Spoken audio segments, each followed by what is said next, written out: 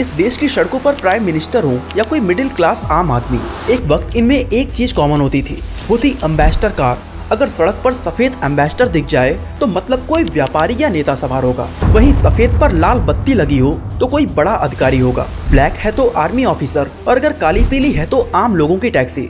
1980 से 1981 के दौरान एम्बेसडर के पास इंडियन ऑटोमोबाइल मार्केट का 71% मार्केट शेयर था, पर 2014 तक आते आते ये ड्रॉप होकर 0.12% पर आ गया और उसके बाद से तो ये कार दिखना ही बंद हो गई। तो एक टाइम पर इंडियन मार्केट में राज करने वाली एम्बेसडर कार का इतना बुरा हाल कैसे हुआ और आखिर ऐसी क्या वजह है कि 2014 में कंपनी को इसका प्रोडक्शन ही बंद करना पड़ गया। आइए डिटेल में जानने की कोशिश करते हैं। दोस्तों 1800 के दौरान दुनिया के कई देशों में कार्स का ट्रेंड बहुत ही तेजी से बढ़ रहा था, जबकि इंडिया इस ट्रेंड से कोसों दूर था। फिर आया 1892 जब पटियाला के महाराजा और पंजाब के फॉर्मर सीएम अमरिंदर सिंह के दादाजी भूपेंद्र सिंह ने पहली कार को इंपोर्ट कराया, जो कि फ्रेंच मेड डी डियोन बाउटन थी। इस तरह पहली बार इंडियंस ने कार नाम की चीज को सड़कों पर दौड़ते देखा, जो एहसास दिलाता था कि दुनिया कितना आगे बढ़ चुकी है। इसके बाद आया साल 1897 जब फॉस्टर नाम का एक अंग्रेज जो क्रॉम्पटन ग्रीव्स कंपनी का बॉस हुआ करता था, उसने भी एक दूसरी कार को इंपोर्ट कराई। और इसके अगले साल यानी 1898 में जमशेदजी टाटा कार खरीदने वाले पहले भारतीय बिजनेसमैन बने। इसके बाद धीरे धीरे कई और राज परिवारों और बड़े बिजनेसमैन का नंबर आता गया, लेकिन उस वक्त कार सिर्फ राजा महाराजा या बड़े व्यापारियों के दरवाजों की ही शान हुआ करती थी। बाकी के लोग ट्रांसपोर्टेशन के लिए ट्रेन, बैल या घोड़ा गाड़ी जैसे साधनों पर ही डिपेंडेंट थे। 1926 में फोर्ड ने इंडिया में अपनी subsidiary company Ford India private limited की नींव रखी। इसके 2 साल बाद यानी 1928 में जनरल मोटर्स ने भी इंडिया में एंट्री ले ली और अपनी सेवरोले कार्स, ट्रक्स एंड बसेस को असेंबल करके बेचना शुरू कर दिया था। उस दौरान बहुत से ऐसे इंडियंस थे जो इन कार्स को ओन तो करना चाहते थे, लेकिन ये विदेशी व्हीकल्स इतनी ज्यादा एक्सपेंसिव होती थी कि ये उनके बजट के बाहर की चीज हो जाती थी। उसी दौरान एक इंसान इन सभी प्रॉब्लम्स को बहुत ही डीपली आइडेंटिफाई कर रहा था, जिसका नाम था बीएम बिरला।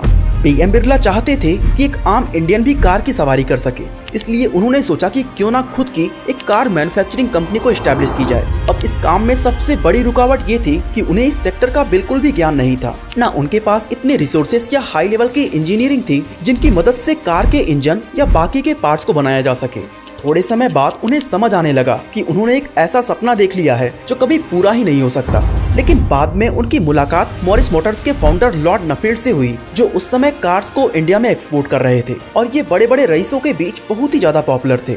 उनसे मुलाकात के बाद बीएम बिरला को समझ आया कि इनके जरिए वो अपने सपनों की उड़ान भर सकते हैं, इसलिए उन्होंने मॉरिस मोटर्स के साथ एक ज्वाइंट वेंचर का प्रस्ताव रखा, जिसे लॉर्ड नफील्ड ने एक्सेप्ट कर लिया। और इस तरह से आजादी के 5 साल पहले यानी 1942 में इंडिया की पहली car manufacturing company Hindustan Motors limited की नींव रखी गई।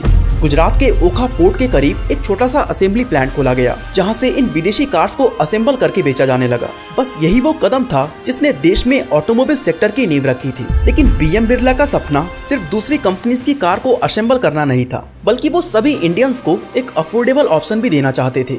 मगर ऑटो सेक्टर का एक्सपीरियंस ना होने की वजह से इस ख्वाब को पूरा करना आसान नहीं था।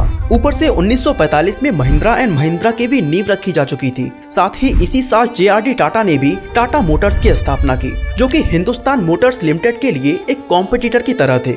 लेकिन फिर भी इन्होंने अपने सपने को पूरा करने की कोशिश जारी रखी। 1948 में इन्होंने अपनी मैन्युफैक्चरिंग फैसिलिटीज को वेस्ट बंगाल के उत्तर पारा में शिफ्ट कर दिया, जहां 1948 में ही इन्होंने अपनी पहली कार बनाई, जिसका नाम था हिंदुस्तान 10। इस कार में 10 हॉर्स पावर की कैपेसिटी थी और इसीलिए इसका नाम भी 10 दिया गया था। एक्चुअली ये ब्रिटिश कार मॉडल मॉरिस 10 पर बेस्ड थी, जो उस समय यूके में बहुत ज्यादा फेमस हुआ करती थी। और यहीं से हिंदुस्तान मोटर्स की इंडियन मार्केट में कार मैन्युफैक्चरिंग करने की जर्नी शुरू हुई। हिंदुस्तान 10 के बाद इस कंपनी ने हिंदुस्तान 14 को इंट्रोड्यूस किया, जो मॉरिस ऑक्सफोर्ड एमओ से इंस्पायर्ड थी। ये कार मार्केट में काफी पॉपुलर हुई। उस समय हिंदुस्तान 10 एंड हिंदुस्तान 14 को एक लग्जरी कार माना जाने लगा था, जिसे राजा महाराजा, व्यापारी या अंग्रेजों के द्वारा यूज किया जा रहा था। इसके बाद इस कंपनी ने बेबी हिंदुस्तान को लॉन्च किया, जो अगेन मॉरिस माइनर पर बेस्ड थी। लेकिन बाकी कार्स की तरह स्पेशियस ना होने की वजह से लोगों ने इसे कुछ खास पसंद नहीं किया।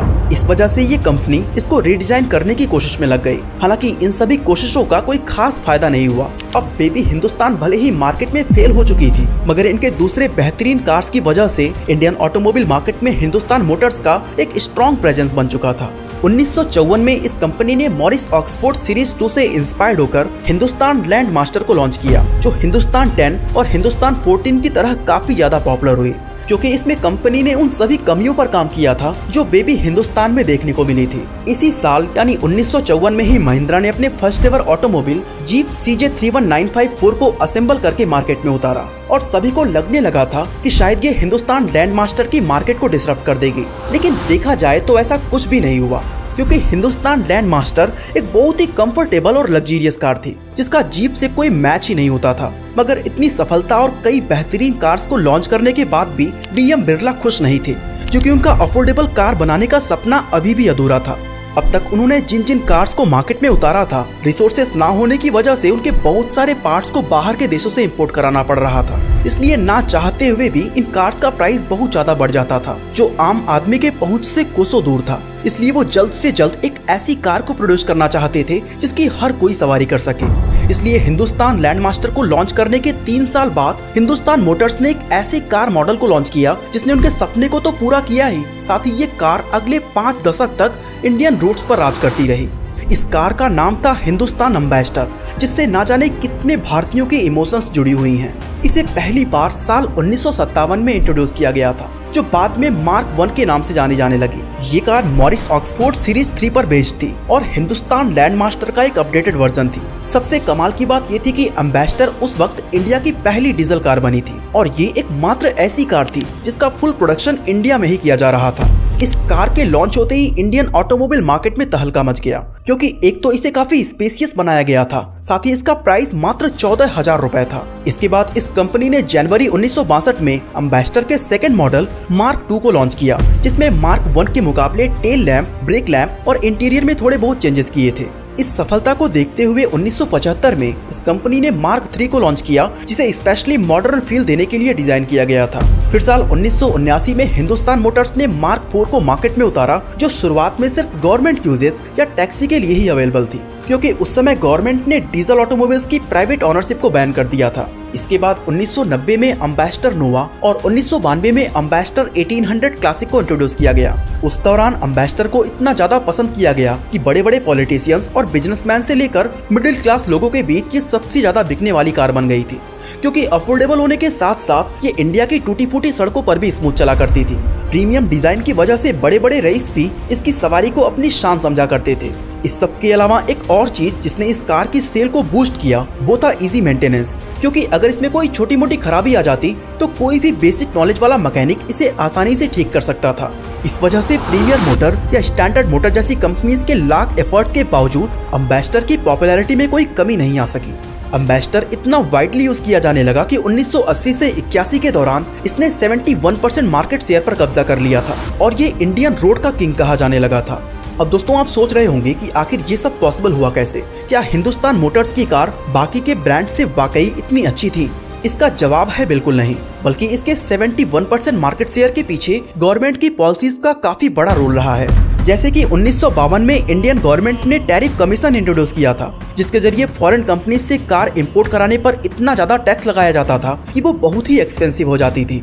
साथ ही सरकार ने उन सभी कंपनीज को इंडिया में अपने ऑपरेशंस रोकने के लिए कह दिया था, जो यहाँ पर सिर्फ अपनी कार्स को असेंबल किया कर रही थी। इससे लोकल बिजनेसेस को तो फायदा मिला ही, साथ ही फोर्ड और जनरल मोटर्स को इंडिया छोड़कर जाना पड़ा, जिस वजह से हिंदुस्तान मोटर्स को फॉरेन कंपनीज से स्ट्रॉन्ग कंपटीशन नहीं मिल सका और इस तरह से इसे फ्री में ही एक बहुत ही बड़ा कस्टमर बेस मिल गया। लेकिन जब 1957 में एम्बेसडर को इंट्रोड्यूस किया गया तो ये मार्केट में बहुत ही ड्रामेटिक चेंज लेकर आई। इस कार के सफल होने के पीछे कई सारे फैक्टर्स हैं, जिसमें पहला है प्राइस। तो जैसा कि हमने पहले ही बताया कि फॉरेन कार्स पर सरकार बहुत ज्यादा टैक्स लगाती थी, इसलिए हर कोई उन्हें अफोर्ड नहीं कर सकता था।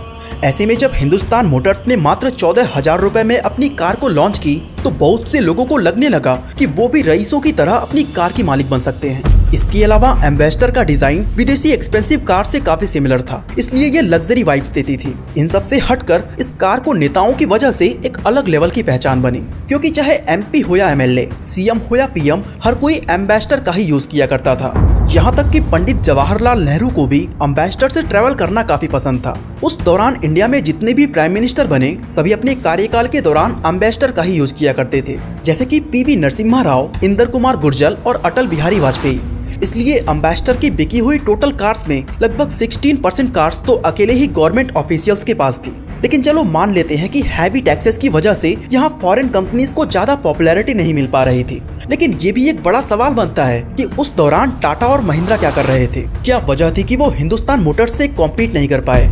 तो इसका पहला रीजन था कि जिस समय हिंदुस्तान मोटर्स अपनी कार्स को प्रोड्यूस कर रहा था उस समय ये दोनों ही कंपनीज ट्रक्स और जीप्स बनाने में लगी हुई थी। वहीं जब गवर्नमेंट ने इंडिया की ऑटोमोटिव इंडस्ट्री को मजबूत बनाने के लिए टैरिफ कमीशन को इंट्रोड्यूस किया तो उसमें कई ऐसी पॉलिसीज भी थी जिसने खुद इंडियन कंपनीज की ग्रोथ को रोक दिया था, क्योंकि यहाँ पर किसी भी तरह के बिजनेस को चलाने के लिए हजारों तरह के लाइसेंस लेने पड़ते थे, जिसे गवर्नमेंट का अलग अलग डिपार्टमेंट इशू करता था। और उस दौरान करप्शन इतना ज्यादा था कि सिर्फ एक डिपार्टमेंट से ही लाइसेंस लेने में सालों बीत जाते थे।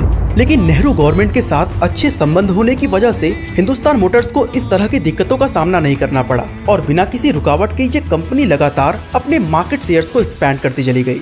अब सवाल है कि 1980 के बाद ऐसा क्या हुआ कि एम्बेसडर की पॉपुलैरिटी कम होने लगी और कंपनी को अपना प्रोडक्शन हमेशा के लिए बंद करना पड़ा। दोस्तों 1980s के दौरान इंडियन मार्केट को सेमी ओपन कर दिया गया था, जिसके बाद मारुति सुजुकी ने गवर्नमेंट के साथ पार्टनरशिप करके इंडिया के अंदर अपने ऑपरेशन शुरू कर दिए। 14 दिसंबर 1983 के दिन इस कंपनी ने मारुति 800 को लॉन्च किया, जिसका दिल्ली के अंदर प्राइस था मात्र 52,500 रुपए। वहीं एम्बेसडर का प्राइस तब तक 70,000 रुपए के आसपास पहुंच चुका था। ऐसे में एम्बेसडर कार अब लोगों के लिए सबसे अफोर्डेबल ऑप्शन नहीं बची थी। साथ ही जब मारुति ने मारुति 800 को लॉन्च किया था तो ये इंस्टेंट हिट साबित हुई और लोगों के बीच इसे खूब ज्यादा सराहा गया। जब मार्केट में मौजूद प्रीमियर पद्मिनी, एम्बेसडर या बाकी कार्स के प्राइस बढ़ते जा रहे थे और इनके कस्टमर सिर्फ अमीर लोग ही हुआ करते थे, ऐसे सिनारियो में मारुति सुजुकी ने मिडिल क्लास को टारगेट करने की सोची। इसका असर ये हुआ कि 1980 में जहां केवल 30 से 40 हजार कारें ही बिक पा रही थी, 1987 में ये नंबर बढ़कर 1,50,000 यूनिट्स हो गए। लॉन्च से पहले ही मारुति 800 का इतना बड़ा हाइप क्रिएट हो चुका था कि जब 9 अप्रैल 1983 को मारुति ने बुकिंग्स ओपन की तो 1.2 लाख लोगों ने 10-10 हजार रुपए का एडवांस पेमेंट देकर प्री बुकिंग करा ली थी। दोस्तों आज की बात करें तो मारुति सुजुकी का शेयर प्राइस 7,260% से बढ़ चुका है। तो अगर आप भी इंडियन स्टॉक मार्केट में इन्वेस्ट करना चाहते हैं तो डिस्क्रिप्शन में दिए गए मेरे लिंक से आप फ्री में डीमैट अकाउंट को ओपन कर सकते हैं। अब मारुति 800 से मिलने वाले कंपटीशन की वजह से हिंदुस्तान मोटर्स ने एक बड़ा फैसला लिया और आइसुजू के साथ एक ज्वाइंट वेंचर की शुरुआत की, जिसके बाद 1984 में इसने हिंदुस्तान कॉन्टेसा नाम की कार को लॉन्च किया। इस कार में मॉडर्न लुक के साथ साथ कई बेहतरीन फीचर्स भी दिए गए थे, लेकिन इसकी सबसे बड़ी प्रॉब्लम थी प्राइसिंग। इस कार का इनिशियल प्राइस 1,10,000 रुपए था, जिसमें मारुति की 2 कारें आ सकती थी। लेकिन फिर भी ये कार प्रीमियम कैटेगरी में काफी पॉपुलर रही और हिंदुस्तान मोटर्स की गिरती हुई रेपुटेशंस को इसने काफी हद तक संभाल लिया था। 1990 तक इस कंपनी के हालात ठीक ठाक थे, पर जैसे ही 1991 की शुरुआत हुई मानो लगभग हर इंडियन कंपनीज अपने बुरे दौर से गुजरने लगी, क्योंकि 1991 में इंडिया के अंदर इकोनॉमिक लिबरलाइजेशन की शुरुआत कर दी गई थी, जिसकी वजह से विदेशी कंपनीज को इंडियन मार्केट में एंटर करने का मौका मिल गया था। और इसी मौके का फायदा उठाकर Hyundai, फोर्ड और टोयोटा जैसे ब्रांड्स ने पैर जमाना शुरू कर दिया था। उनकी बेहतरीन एंड मोर इनोवेटिव कार्स की वजह से एम्बेसडर की डिमांड काफी कम होने लगी। वैसे डिमांड कम होने के पीछे एक और रीजन ये भी था कि लंबे समय तक एम्बेसडर ने मार्केट में अपनी मोनोपोली क्रिएट की हुई थी, जिसके चलते उसे लगने लगा था कि मार्केट हमेशा ऐसे ही रन करेगी। इसलिए इनोवेशंस के नाम पर उसने कुछ भी मेजर चेंजेस नहीं किए और दशकों तक ये कंपनी एक ही तर्ज पर गाड़ियां उतारती चली गई। लेकिन अब लोगों की पसंद बदल चुकी थी। पहले वो कार को सिर्फ आने जाने के लिए एक साधन के रूप में देखा करते थे, पर बदलते वक्त के साथ अब कार्स फैशन और स्टेटस का सिंबल बन चुकी थी। लोगों के लिए अब look, speed, mileage, modern features और डिजाइन भी मैटर करने लगा था, जिसका नेगेटिव इम्पैक्ट एम्बेसडर की सेल पर पड़ा। साल 1994 में हिंदुस्तान मोटर्स ने बढ़ते कंपटीशन से ऊपर उठने के लिए एक बहुत ही स्मार्ट मूव चला और जनरल मोटर्स के साथ 50-50 ज्वाइंट वेंचर को साइन कर लिया। इसके अंडर ओपेल सीरीज की कार्स को लॉन्च किया गया, लेकिन इस 5 सीटर कार में इतना स्पेस ही नहीं था कि 5 लोग आराम से बैठ सके। साथ ही इसके ऑपरेशनल प्रॉब्लम्स की वजह से इस कार को कोई खास पहचान नहीं मिल सकी। जिस वजह से 1995 से लेकर 2005 तक ओपेल की मात्र 68,142 यूनिट्स ही बिक पाई थी। इसके अलावा 1998 में हिंदुस्तान मोटर्स ने मित्सुबिशी के साथ भी जॉइंट वेंचर किया था, जिसके अंडर में इसने लैंसर, आउटलैंडर और पजेरो जैसी कई बेहतरीन कार्स को मार्केट में उतारी। ये शुरुआत में काफी पॉपुलर भी हुई, लेकिन 2010 तक आते आते इनकी भी डिमांड में कमी आने लगी। यानी कि एक तो इसका जॉइंट वेंचर फेल हो चुका था, ऊपर से एम्बेसडर इनोवेशन से इतना दूर था कि मिड 90s तक वो अपनी कार्स में वही सेम इंजन को यूज कर रहा था जिसे ब्रिटिश मोटर कॉर्पोरेशन ने 1953 में डेवलप किया था। इवन 17 फरवरी 1996 को इंडिपेंडेंट में पब्लिश भी हुआ था कि हिंदुस्तान मोटर्स कलकत्ता के R&D डिपार्टमेंट में 250 लोग काम करते हैं। लेकिन पिछले 25 साल से ये लोग कर क्या रहे हैं? क्योंकि अगर हम देखें तो सभी एम्बेसडर कार्स के डिजाइन फर्स्ट एम्बेसडर से काफी हद तक सिमिलर थे और इनकी लॉन्च हुई नई कार्स में भी किसी तरह की एडवांस टेक्नोलॉजी का इस्तेमाल नहीं किया गया था। दोस्तों, सही बात तो ये है कि जब तक इंडिया में एम्बेसडर ही एकमात्र ऑप्शन था तब तक सब कुछ अच्छा चलता रहा, लेकिन फॉरेन ब्रांड्स के आते ही लोगों के पास अब ऑप्शन की कमी नहीं थी। ऐसे में वो आखिर कब तक एक ही तरह की कार की सवारी करते? ऐसे में 2014 के दौरान ये खबर आने लगी कि कंपनी ने अपने 240 एम्प्लॉयज को निकाल दिया है। साथ ही फाइनेंशियल क्राइसिस की वजह से इसे अपने वेस्ट बंगाल वाले उत्तर पारा के प्लांट को बंद करना पड़ा। इन सभी परेशानियों के बीच 2017 में हिंदुस्तान मोटर्स ने अपने एम्बेसडर ब्रांड को सिर्फ 80 करोड़ रुपए की कीमत में फ्रेंच मैन्युफैक्चरर प्यूगार्ट को बेच दिया था, जो कि किंग ऑफ इंडियन रोड्स का एक बहुत ही दुखद अंत था। लेकिन 2022 में हिंदुस्तान मोटर्स ने एक बहुत बड़ी गुड न्यूज दी है कि वो प्यूगार्ट के साथ मिलकर एम्बेसडर को नए डिजाइन के साथ मार्केट में वापसी कराना चाहते हैं, जिसके लिए बहुत ही एडवांस स्टेज पर काम चल रहा है। ऐसे में हो सकता है कि आने वाले कुछ सालों में एक बार फिर से 90s की तरह ही एम्बेसडर कार इंडियन रोड्स पर राज करती दिखे और टैक्सी या मंत्रियों की कार से हटकर अपनी एक अलग इमेज बना सके। बाकी इसी तरह अगर आप जानना चाहते हैं कि छोटा हाथी भारत का बैकबोन कैसे बना, तो आई बटन पे क्लिक करके इस वीडियो को देख सकते हैं। बाकी आज के लिए बस इतना ही।